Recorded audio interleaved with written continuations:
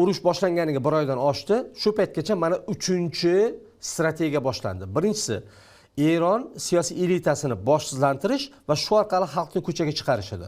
Bu ishlamadi. Keyingi deyarli 1 oyda Eronni qattiq jazolash va xavfsizlantirish strategiyasi bo'ldi.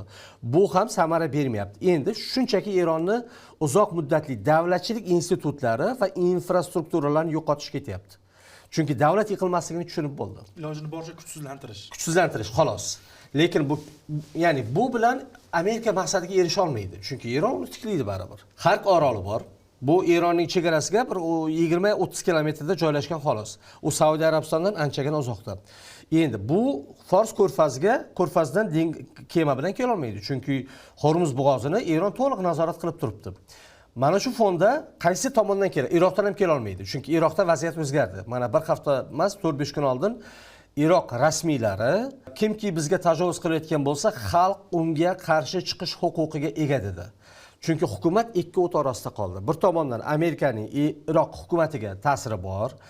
Amerikaning kompaniyalari Iroqda neft qazib chiqaradi, lekin Iroq aholisining 60% Eron tarafida, chunki shialar. Mana endi Husiylar, bu yoqda Iroq, bu yoqda Hizbolloh, bu yoqda Hamas, mana bularning hammasi Eron tarafida bo'ldi. Va Turkiya ham aytayaptiki, Amerikaga qattiq ogohlantirish berdi. Agar kurdlarni Eronga qarshi ishlatadigan bo'lsangiz, biz ham urushga kiramiz. Sizga qarshi urushda turamiz, deyapti.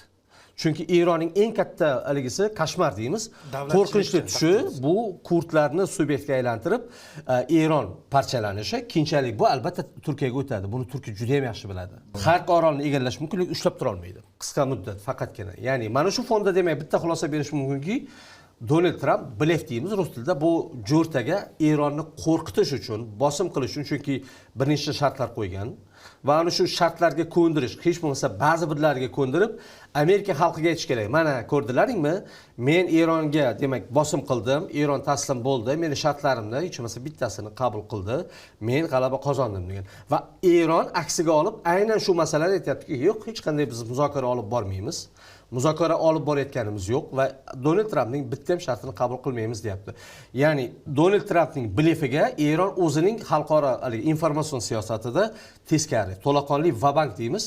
Eron aslida quruqlik operatsiyasi bo'lishini istamaydi. Lekin hozircha Eronning strategiyasi Amerika Donald Trump bunga bormaydi, bora olmaydi va shunga qarab Eron bosim qilyapti Donald Trampga.